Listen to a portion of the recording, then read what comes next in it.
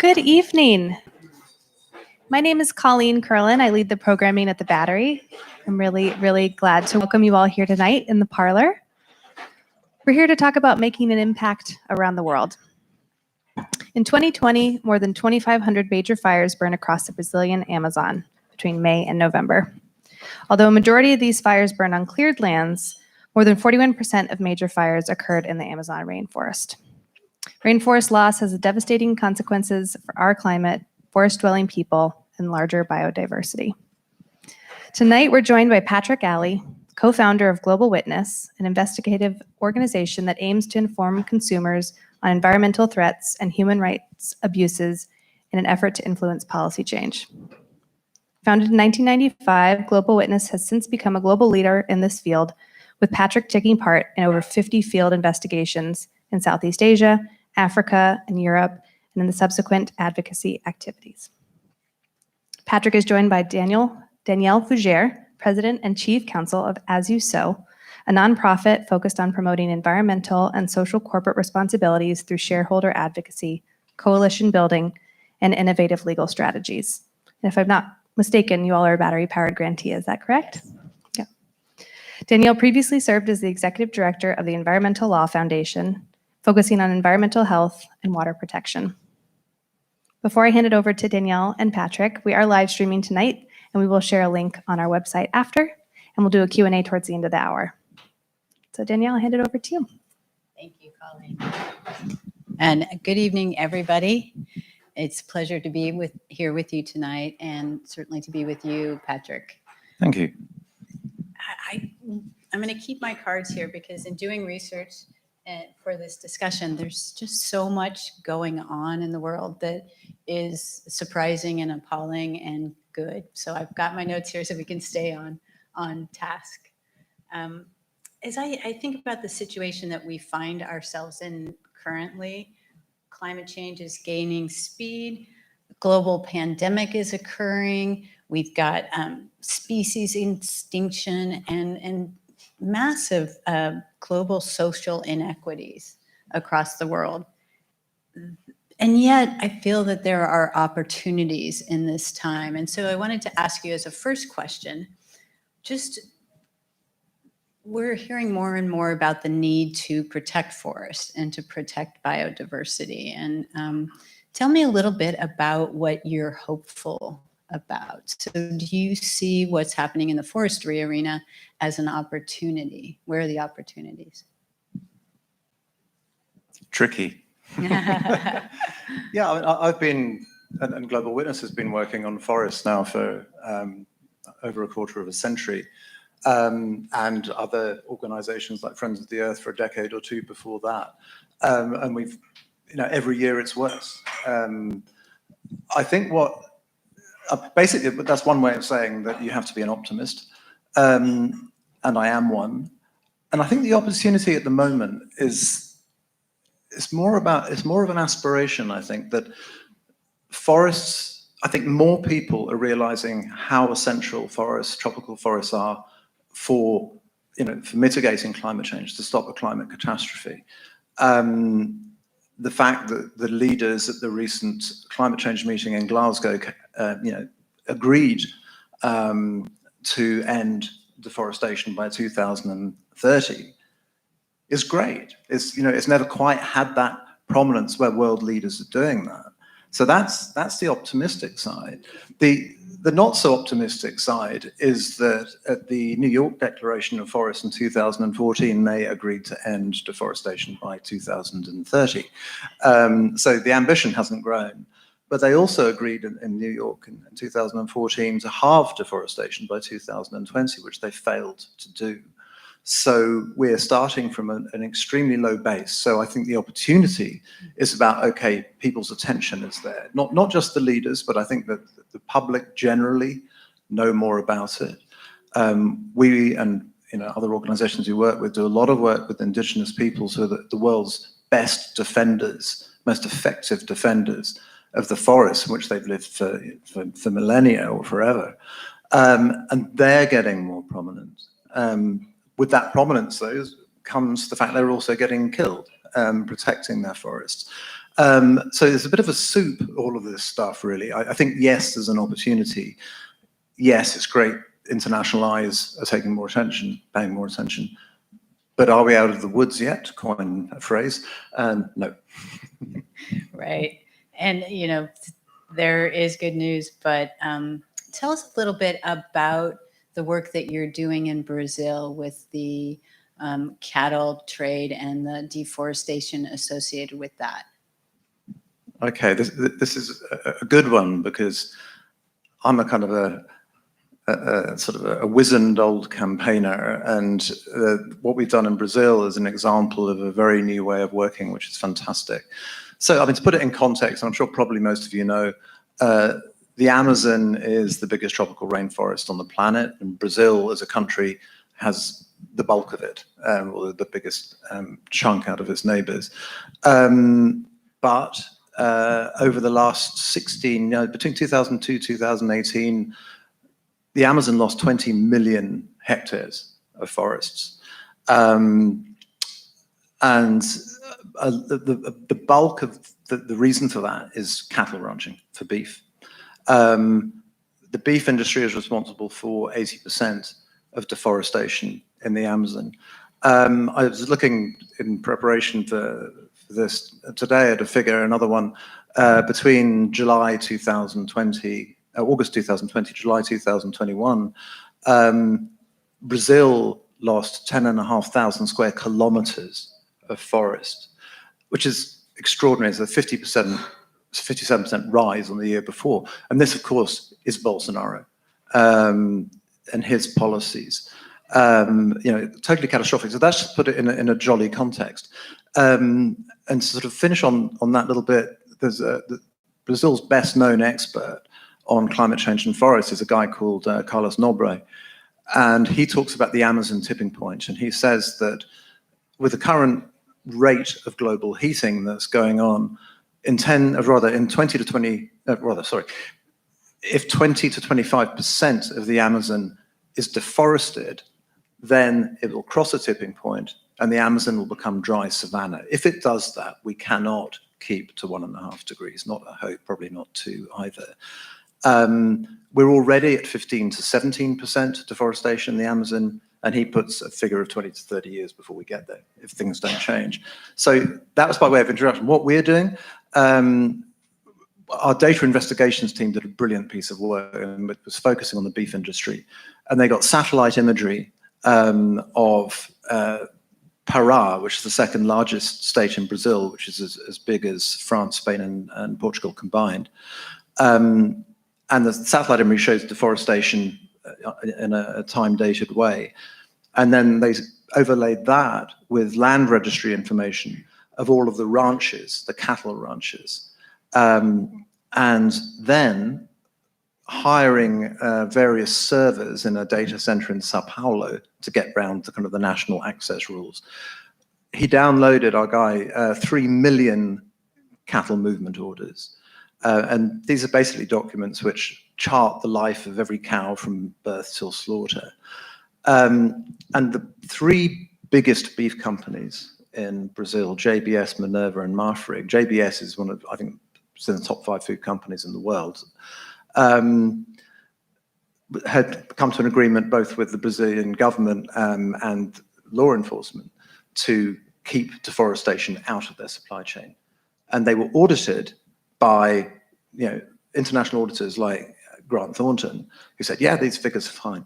But actually what we found was that there were about, if you take the direct and indirect suppliers together, around 4,500 ranches which had seen deforestation in that supply chain, which had resulted in about 33,500 hectares of forest loss. But it was this was a COVID-proof investigation. We don't have to go anywhere. Sat at the desk and did it. It's brilliant. And that aspects of kind of BlackRock or HSBC or JP Morgan or whatever. So that's the target. That's where we need to go. And I just wanted to say I sometimes read Bloomberg, and losing, I think, a soccer field of forest every few seconds. It always makes me nervous when I see that. It's really astonishing. Yeah. And so even with these tools, the ability to, get contracts to look out at the forest being raised, is that something, are you able to take that to the government, for instance, and have the government act on the evidence that you're collecting? It's totally dependent on a country. If we take Brazil again as an example, that wouldn't work because Bolsonaro has a policy of opening up the forests, removing the rights of indigenous people to the land that they have rights to. So appealing to him or his government isn't going to work. In other countries, it might. And it depends whether a country wants to do the right thing but has difficulty enforcing the law because of whatever reason, there's not enough money, or simply their policy is to take the forest down. But we've changed our strategy at Global Witness from what we used to, and I don't have time to go into that now, so to focus on these climate-related issues. And one of the advantages of looking at this approach of tackling the money is that the money is coming from the UK, from Europe, from the US. So Bolsonaro doesn't have to do anything in that sense. Mm-hmm. If we can pinch the purse strings, then. Right. And that is some of the work that As You Sow does, is work with companies and look up or down their supply chains to see who we can affect, where is the money, and who's the most vulnerable. So I think in some instances, the companies that are the middlemen are not as vulnerable, but the purchasers of those products are very much concerned about what consumers think about information like yours. So getting that information out to consumers, and companies have to care. They actually do care about what their consumers think. So can I give you an example of yes. that? Yeah. So we published a report very recently called the True Price of Palm Oil. And this was looking, in fact, at Papua New Guinea, which has the third largest tropical rainforest in the world. And this investigation we'd done had lasted around 3 years. And it was looking into a few companies all related to an egregious Malaysian company called Rimban and Hijau. And they had raised thousands of hectares of rainforest for palm oil. And our undercover investigator, who's a charismatic fellow, brilliant bit of undercover film of one of the guys in these companies saying, well, at night we'll go to the village with a few police, and then we'll beat a few people up, lock a few in a shipping container, and that kind of keeps the rest of them quiet for a while, And so getting that kind of information out there was really important. But the buyers of the palm oil were companies like Kellogg's, Hershey's, Danone, Nestle, global brands. This is maybe not a first, but it may be a first for Global Witnesses. When we publish a report, we'll write to the subjects of a report to give them an opportunity to comment. It's good journalistic practice. And so we wrote to all of these people, and I think virtually all of the companies, if not all of them, cut that company we're investigating as a supplier before the report was even published. So that was really quite impactful. Right. I mean, nobody wants to know that their Cheetos are made with palm oil and people are getting beaten up over it. It doesn't sell well. So that's really important.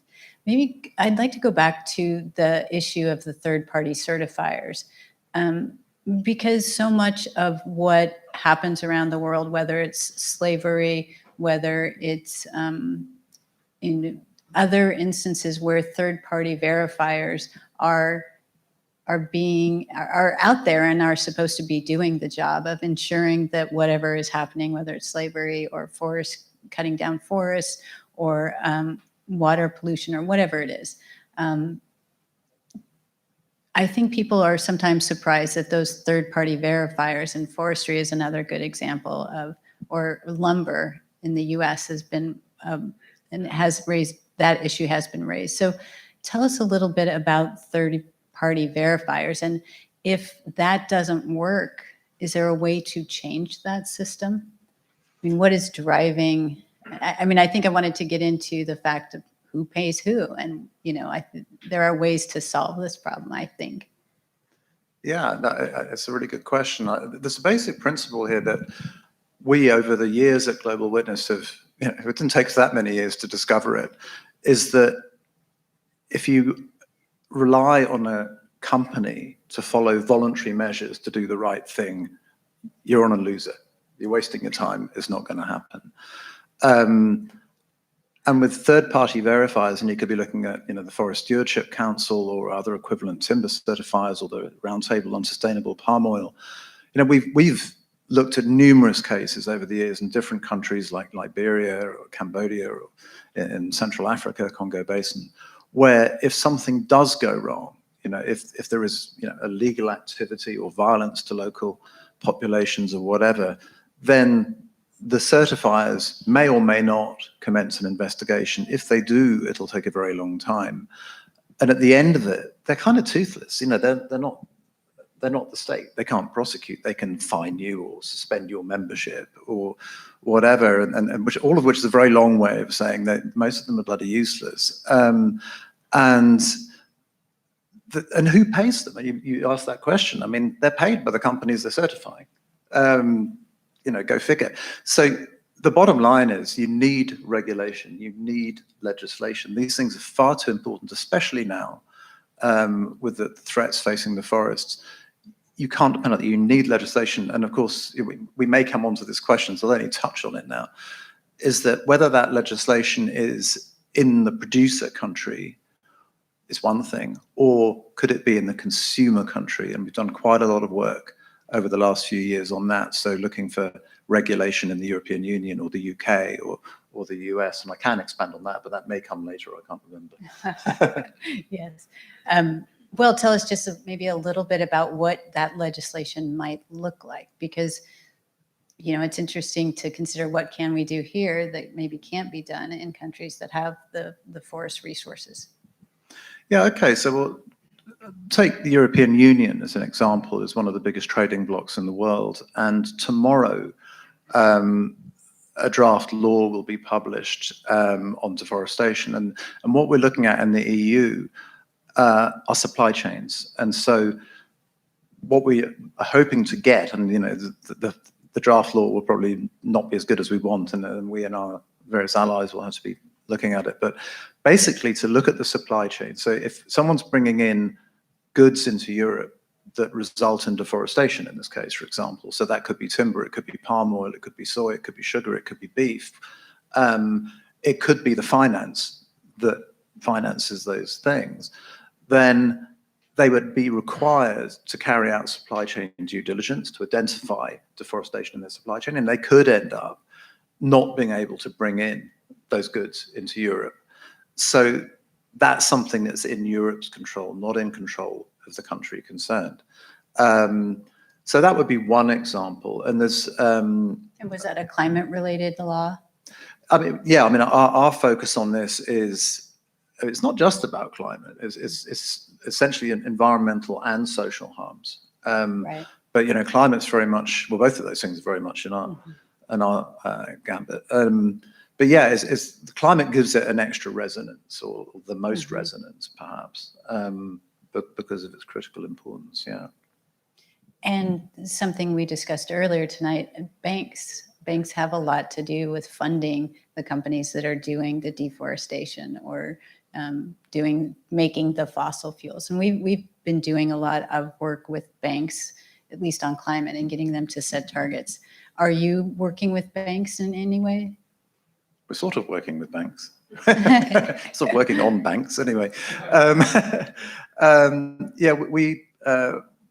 This is a major part of our strategy, as I mentioned, is to try and take the money out of deforestation. And the report I mentioned on Brazil was part of that, looking at the finance. But we produced a report in the last couple of weeks called Deforestation Dividends, which essentially we, with various partners, analyzed the money going into 20 companies around the world, from some of the biggest banks around, like ABN AMRO and Rabobank and all of these, and $157 billion over the last 5 years has gone into these companies, and for which they made, these banks, 1.74 billion, I think, in returns. That was their fees, and that's kind of adjusted, but that's just the kind of deforestation-related bits of their lending.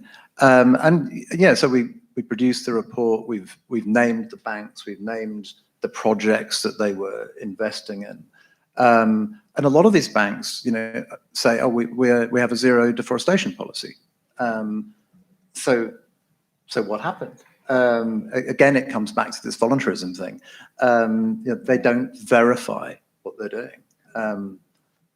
What the impacts are, my colleagues in the room might know the answer to this. I don't. What the impacts of that report are currently, I don't actually know, but it's quite new.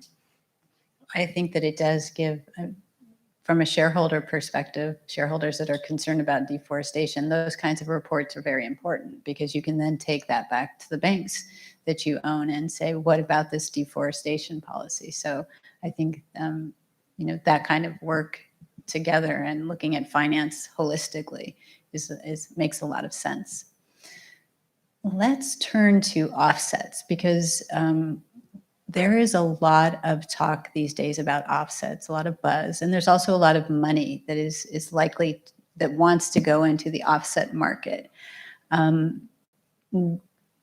The concept of offsets is, on one hand, it sounds great, putting money into ecosystem services, into forests to reduce climate emissions, or to save biodiversity, or to reduce harm to local communities.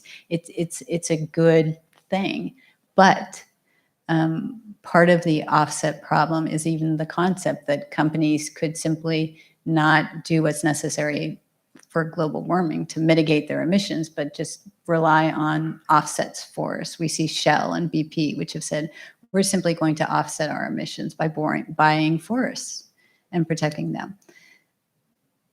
I imagine that this is an area that you guys are involved in, or at least thinking about, because on one hand, it's a good thing, but on the other hand, just the concept of offsets is not appropriate. And maybe what we're looking at is offsets for mitigation, but not, for compensation for current emissions, but not offsetting your emissions. So tell me a little bit about that. I would imagine that you all are participating in that in some way. If I were a cynic, I would say that offsetting is a very good way to carry on doing what you want to do. Yes. Well said. If I were a cynic. You were a cynic. Shell, for example, you mentioned. I think their target with offsetting is to capture 120 million tons of carbon. To do that, they would need an area of land 3 times the size of the Netherlands. It's 12 million hectares, I think, or something. I can't remember exactly that number, but where is that land? Who's on it? Where is it? And also, you may well have heard of the 3030 initiative that many governments have signed up to going forward, which is to protect 30% of the world's oceans and 30% of terrestrial land. Where's that going to be? And the obvious answer is it's in the global south. It's not in the global north. It's in the global south. So what you're looking at is, yet again, the global north. We've done colonialism. We don't do that. We're all very enlightened these days. But so what we're going to do is, if we want to plant our trees, we're going to go down there and do it. But what about the people who live on that land? They need, they have a right of free, prior, informed consent about what happens to their land. We're already at Global Witness documenting, and have been for some years, the murders of land and environmental defenders who are trying to fend off land grabbing. This is potentially, land grabbing writ large, if you go that way. The bottom line is that, companies like Shell and others, they need to be reducing their emissions. That's not to say offsets are always bad. I think planting trees on degraded land, great. No problem at all. But I think some people have this idea that, you can create a forest. You can't create a forest. You can replant a tree. You can't plant a forest. A forest is something that grows over millennia, and all the biodiversity in it. It's not just planting trees. And I think that the concept of protecting forests is what people latch onto, because through carbon credits, you can protect these resources. But there are certainly, as you've talked about, other ways to protect those resources that doesn't allow people to, or companies to continue to create the emissions or the pollution. So thank you. That's another sticky wicket in the forestry discussion. So let's talk about a little bit about what role citizens can play in this issue. So if citizens are interested in becoming active in some way, let's talk a little bit about what they can do. Yeah, there are various answers to that question. I think one we touched on earlier on, which is when I mentioned the fact that, companies like Hershey's or Nestle or Kellogg's, cut ties with this company, is that citizens are consumers. And if a case is serious enough, as the ones we showed, where the rainforest has been cut down, people are getting beaten up, and people are dying in horrible labor conditions in palm oil plantations, those companies do not want to be associated with that in the face of their consumers. So there's a kind of a passive strength, in a way. Just existing is a good one. I think that obviously individual responsibility and action is really important, but given where we are, that's not the thing we can rely on to change it. And of course, you'll be more of an expert than me in that, the money that we invest, in our pension funds, in our business, or the banks we use, or whatever, well, that's where all the money is coming from that goes in, either could go into, deforestation or go into something good. So we need to be very conscious as consumers. Right, and I think there is over $13 trillion in 401k and other retirement options, but would be interested in taking an audience poll. How much control over those assets do you have? Do you get to pick fossil-free funds or forest-free funds? And that's something that going to your HR groups and asking for better ways to invest your money. What we talk about is creating the world that you want to live in. And so asking, where is your money going? How are you spending it? The other thing, I do think consumers have more power than they know with companies. And we've talked a little bit about this tonight, but in some of the work that we do with large consumer-facing companies, they will say to us, in some instances, when we bring new issues to them, they'll say, well, this is not really an issue that we want to deal with now because our consumers haven't raised it. We don't see any talk about it on Twitter. And so I think people are often surprised to know that their voices matter, that raising issues with companies online does have an impact. And so following whether it's palm or cattle. If I could just add something to that, of course, consumers can only act if they're getting good information. And, I talked about this thing that I mentioned a while back, that a lot of the banks that are investing are saying we have zero deforestation policy. So the consumer has a right to expect the bank to be telling the truth, but they're not. And, we worked on something recently, not related to forests, but a Chevron ad, talking about how green they are and all the renewables, they're doing whatever. And we complained to the, I can't remember the acronym, but the Advertising Standards Authority of America, the UK equivalent.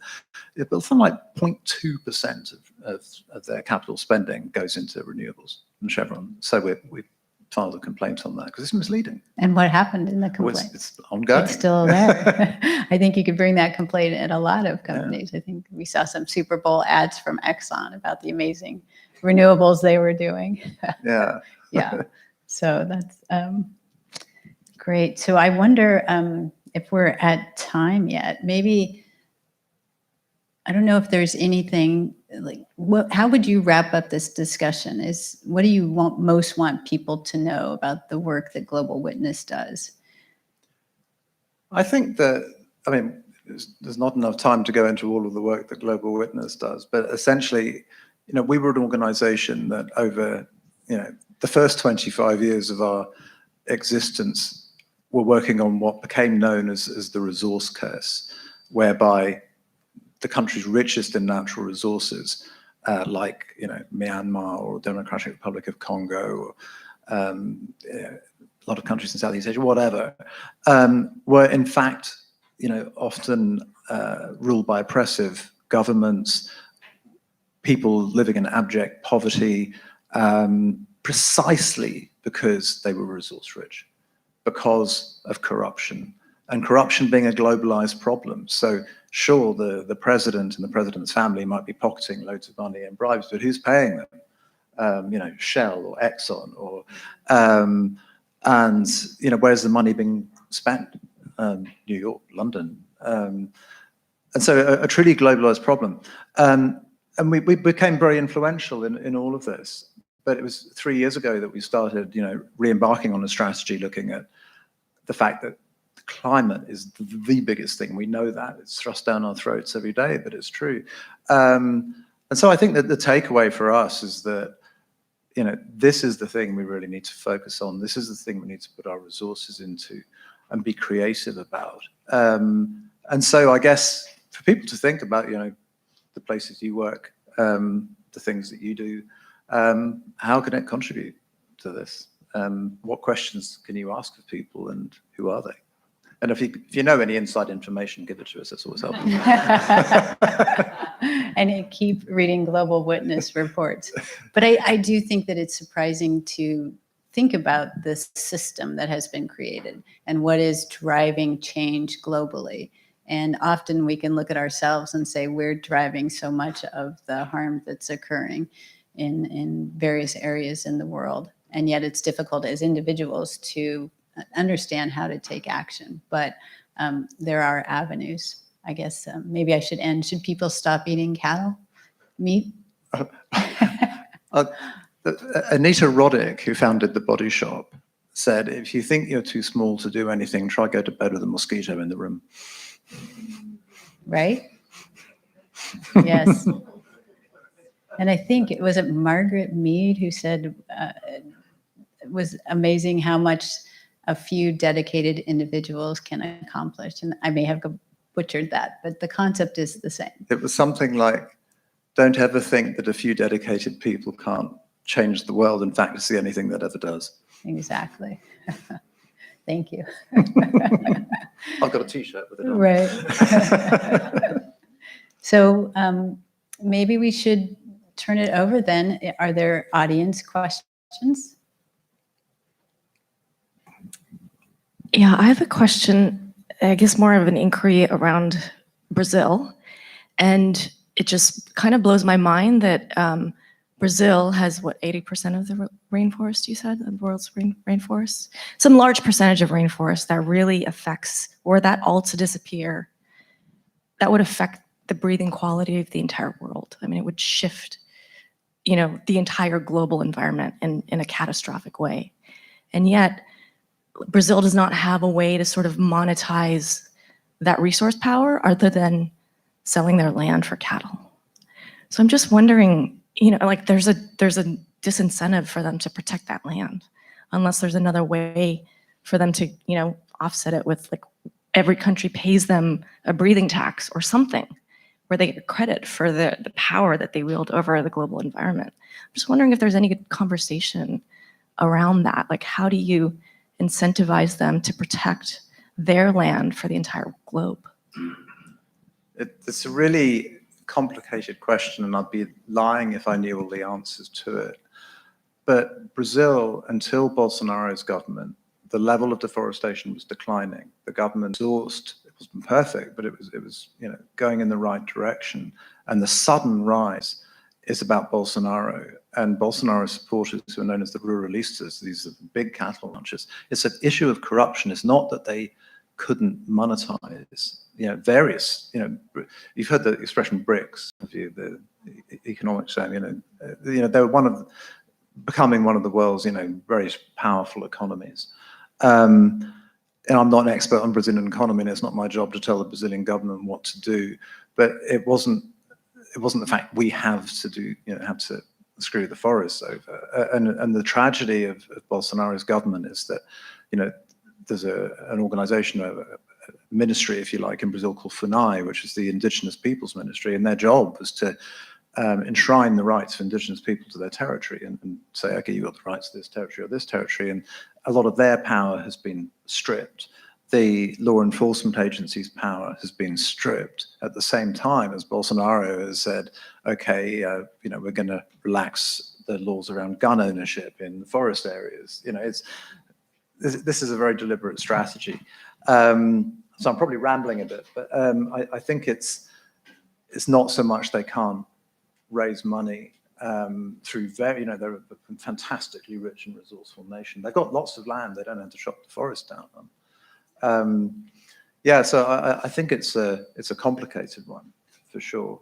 I don't know, answer it. Very good question. Are there any other questions? Yes. Yeah, hi, I just wanted to add on to that point. There is absolutely a way to monetize the services that countries like Brazil provide to the rest of the planet, and it's to flip the global subsidies that right now are going to destruction. So there's hundreds of billions of dollars that go to extractive activities, including oil and gas and mining and so on and so forth. Industrial agriculture, a lot of things that are causing the problem are getting handouts to a very, very large extent. And if you flip that without ever doing anything else, if you just reverse the destructive subsidies and actually apply it to compensating countries for doing the right thing for the whole planet, you can solve the economic problem, I think, at least in the short term, very quickly. The one other, I don't want to take too much time, but I just want to point out the perversities in the system, and I think what Global Witness does in terms of shining a light on some of these problems is hugely important because a lot of people are unaware of these things. One definition that I think that everybody should understand to understand how difficult the UN system is to make change in is the definition of deforestation. Now, if you take an old growth forest with 1,000-year-old trees and you remove 90% of them so that you only have 10% of the trees left, and those trees are only 5 meters high, if you stop just short of that, you have not caused deforestation. So you can remove 90% of the vegetation in that area, and that's still not deforestation. In fact, you could remove everything. And if your plan is to let it grow back, if you have not permanently deforested it, then it's still not deforestation.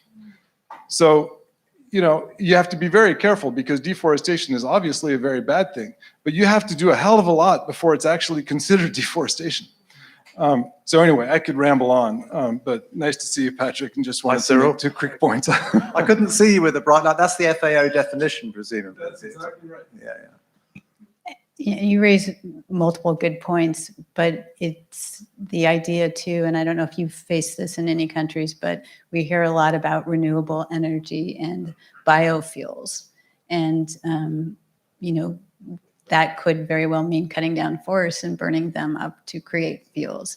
So I don't know if that has been something that you've had to address, or do you anticipate that will be a problem as we go forward? On biofuels? Yeah. We haven't really worked on biofuels, but actually I was part of a Zoom call that Cyril organized. Was that the great guy, William Moomore? And he showed a photograph of a forest in South Carolina. And it's an old growth forest, and correct me if I'm wrong, Cyril, and it was being chipped into wood pellets, which were being shipped across the Atlantic to the UK to a power plant called Drax. And Drax burns these things to the tune of 27 hectares every 3 hours or something, was it? It's just, how extraordinarily bonkers is that? You've got to be really clever to think that one up. Right. And moreover, it's being billed to investors as a green project. So if you are an investor and want to put in your money in, and we actually raised that issue, and we're threatened with a lawsuit for defaming the company. So that is something that I think we'll see more of as the concept of biofuels lights. Can you recommend an app that has a whitelist and a blacklist of companies to buy and not buy from that support, that are environmentally friendly? Does anybody know of one? So we can vote with our dollars, which has good data about which companies are in fact practicing sustainably and all that. I don't know that, and I'll give you a minute to think about it as I just make a pitch for forest-free funds, which is something that we created to help investors understand when they invest in funds, what are the companies within those funds? And so you could go to forest-free funds or fossil-free funds. Also, we've got the same tool looks at diversity and a range prisons and a range of other issues, but it's hard to know what companies are in your funds and what funds should you be investing in instead, or could you be investing in? So having some control over where you invest your money, feel free to go there. That doesn't exactly answer the question that you raised, but it's one source of information. Yeah, you're good at asking difficult questions. I think, I'm not sure if there's kind of a master list somewhere of companies that one should avoid, but, organizations like ours and like Greenpeace and others are all producing, reports, which it's a really interesting point, because maybe if there isn't a master list, there should be a master list compiled. So in our case, I've mentioned a few of the companies that are buying palm oil from this place in Papua New Guinea who actually took action, which is great.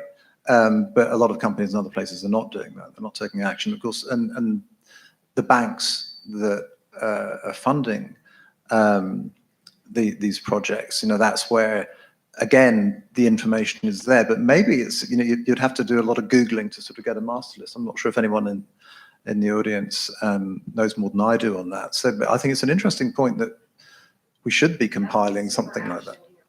Yeah. At the checkout counter on the Amazon cart, Yeah. you should know, like this company has these practices, you either align with that or you don't. And that's how millions of consumers can walk with the dollars and not have to do a lot of. Yeah, no, I agree. It needs to be easy. Yeah. In our fossil-free funds, we use information from Friends of the Earth.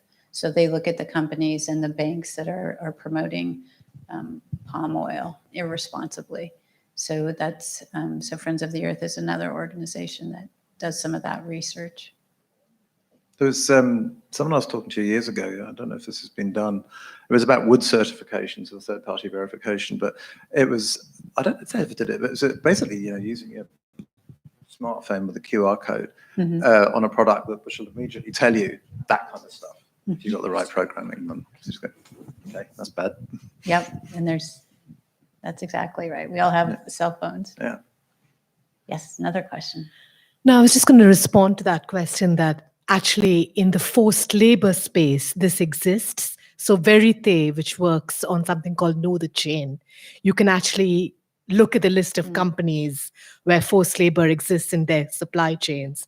And they've done an extensive mapping around that. It's supported by Humanity United, which is an Omidyar offshoot in this part of the world. And there's another app, which is called Not My Style, which is a sustainable shopping app, which was created again on the forced labor side. As far as I know, I haven't seen a combined environment and forced labor app, but I know that on the forced labor side, this exists.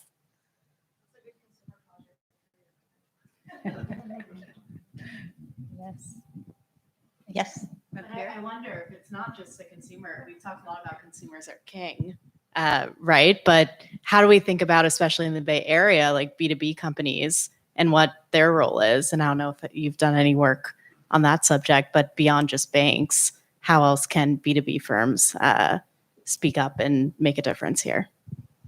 I didn't hear the beginning of the question properly. I'm saying consumers, we've talked a lot about consumers king, how consumers lead with their wallets, but how do we also apply those same principles to B2B companies, especially being in the Bay Area? There are so many of them here, and I'm not sure if Global Witness has done any work there, but how No. do we think about that? Yeah, I can't answer that one, I'm afraid. And what's surprising is there still not enough B2B companies.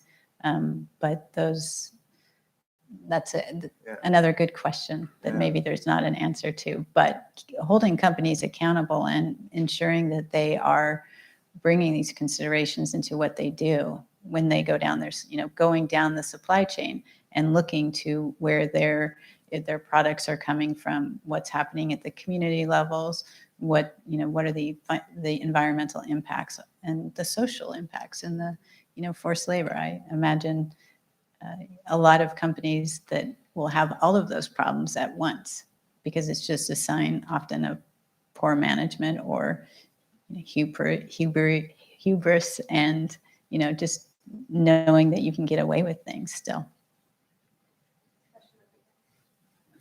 For your two organizations, do you see more ability to cooperate together?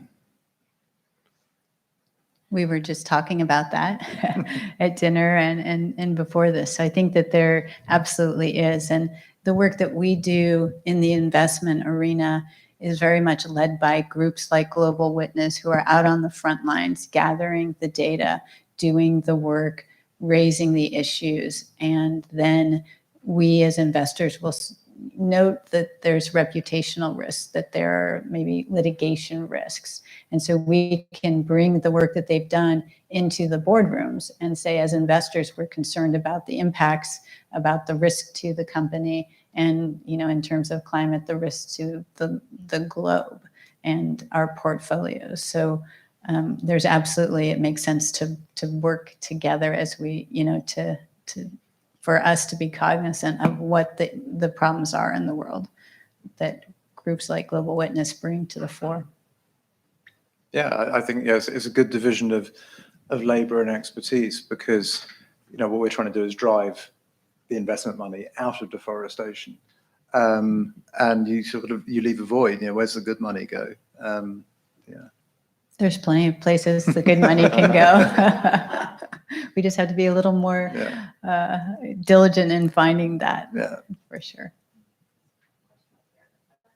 Oh, another question. Yes. So I'm going to piggyback on the B2B question, but slightly different, which is, well, maybe not spending time thinking about B2B. Have you spent any time thinking, either of your organizations, on what it means for CEOs or leaders or companies to make different decisions with whom they choose to do business with, right, on the customer side of the house? So it's one thing to go up the supply chain to think about who you're buying from, who you're, for lack of a better phrase, getting into bed with, but taking that a step further, who you're getting into bed with when you think about the consumer or the customer side of things. I'm curious if either of you have kind of thought about that or looked into that as part of your work. Yeah, I mean, what we've done in our history is to try and hold senior officials accountable, and a lot of our history, as I said, has been looking at the world of corruption, money laundering, and that kind of thing going back a while, and especially in the big banks. So if they're laundering some criminal's money, and this is a slight tangent from the subject here, then they should get punished for it, but they don't. The company might get fined, but the individuals don't. So it's sort of morphing into the subjects of tonight. I guess that the pressure is on the bosses of companies. So in what we've just been talking about, that pressure could simply be shareholder pressure, because if they're investing in something which is unacceptable, damaging, whatever, then their company might suffer. Then there might be those penalties. But in terms of criminal law and that kind of thing, then it has to be doing something illegal. And sadly, a lot of what we're talking about isn't illegal. It should be. But going on to what I mentioned earlier in terms of the supply chain due diligence, if a company its business model is built on bringing whatever product it is into the European Union, for example, and suddenly they can't, because they have ignored the warnings about the environmental and social harms, and that business suffers, then presumably they'll get held to account by the shareholders. Absolutely. And I think we talked a little bit about ESG, so environmental, social, and governance. What's really an awakening in the investment community, and what I think investors have come to see is that there is value in corporations being cognizant and not, I think the Business Roundtable just came out with a statement that they're going to undertake stakeholder capitalism, which is taking into account the impacts of what they do to various stakeholders, not just investors. I think that was perhaps more aspirational or greenwashing at the point that the statement was issued, but it I think foreshadows where companies are going and where they need to go, because companies that are doing CEOs make a huge difference. Absolutely. What we see is when companies are doing amazing leadership work and doing what's right, we will often ask the question, how did this happen? And often it's because the CEOs are driving that change. But in the absence of CEOs that are enlightened and wanting to take a leadership position, investors very much are saying to companies, this matters. ESG matters to your success, to the value of the company, to your ability to retain employees, to bring employees in the first place, because I think we're seeing that many people don't want to work for the Exxons of the world, that they want to have some kind of social good associated with what they're doing. So maybe it's two sides of the coin there. Actually, just want to add one thing, which is slightly left field, but there's a move afoot at the moment to create a new crime of ecocide under the International Criminal Court, which of course wouldn't affect anyone in the States because the States hasn't signed up to the International Criminal Court, but a lot of the world has. And there's a group called the Stop Ecocide Foundation who've been behind this, and it's getting a lot of traction. A lot of visibility. What would mean is that people could be criminally prosecuted for destroying the environment beyond kind of local, usual laws in an international criminal court, which means that the bosses of a company that, whether it sort of chops down a whole load of rainforest or takes a decision to drill a new oil well, which is going to push the emissions up and thereby endanger who knows how many people, they could, if it goes forward, be tried and be in the dock with a war criminal. Very interesting. There's a question in the back. Yeah, hello. In terms of entrepreneurial opportunities, we're here in the heart of Silicon Valley. There's tremendous breakthroughs in cellular meat industry, molecular biology, synthetic biology, that really looks to make meat at price parity to cattle by 2030. I'm wondering what your organizations are doing to advocate for, support entrepreneurial ventures in new industry, whether it be changing the regulatory schema or actual placing investments in venture or in these kinds of emerging industries. What's interesting about that is that we are seeing some of the meat companies, so the companies Hormel, and others actually investing in that type of technology. And so if you're a company and you sell cattle, if you sell meat, raising cattle comes with a host of concerns. You're creating pollution. You've got people who don't want antibiotics. It's not easy to raise cattle to create meat. And so if there's the opportunity to sell meat without all of the problems that are associated with cattle, we're seeing companies move in that direction. We don't have a position on that right now, and we don't directly invest. So we represent investors. We don't invest in new technologies, but I don't know if your organization has any kind of position on that. I don't think we have a position on it. Our position is that the world is eating too much beef, for sure. Yeah. It's completely unsustainable. But I think, probably rather than appealing to everyone to become a vegetarian, I already am one, I hasten to add, but most of the organization isn't. But, rather than appealing to everyone to become a vegetarian, well, that is a very good idea. It is that pressure to actually keep, the beef ranching out of the rainforest and do it where it can be better done. But yeah, I'm not an expert on this, but it seems like a good idea. Yeah, it does seem like a good idea. Time will tell. I'm sure we will have some of that product available relatively soon. We have time for a final question. One last question in the back. Thank you. Just a plea, more of a comment.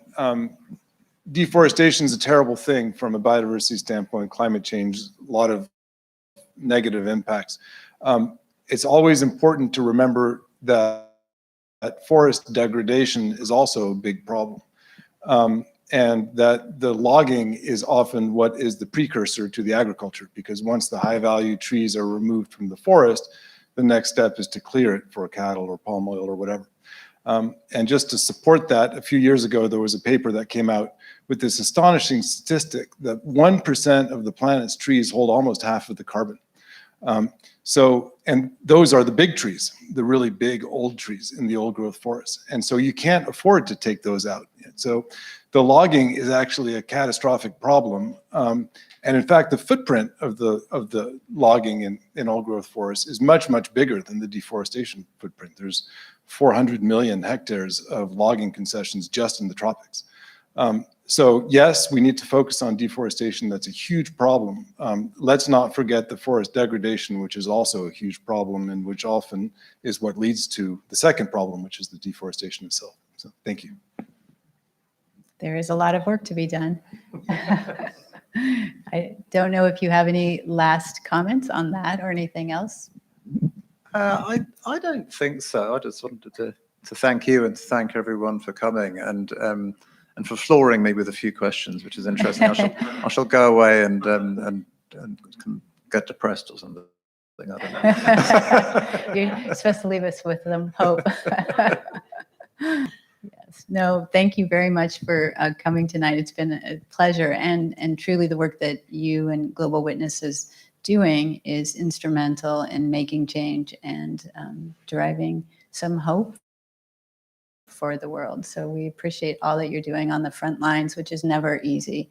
And we look forward to more work from you and potentially working together. Well, thank you for that. And I just want to say on that basis that, we're just one organization. There are more than ever. And one of the things I've really liked actually, is the situation has become more desperate, is that organizations are working much better together because across the world, because we know we have to. It's the only way it can be done. And just to touch on what I said before is that, the best protectors of the world's forests are the indigenous people and forest dependent communities who have always protected those forests. And they're the ones who are suffering most, either because their way of life and livelihood is taken away or indeed their lives are taken away. So for me, I kind of, in my head, I dedicate everything we do to those people who are really on the front lines. We just visit. Hear, hear. Thank you. Thank you all for coming tonight.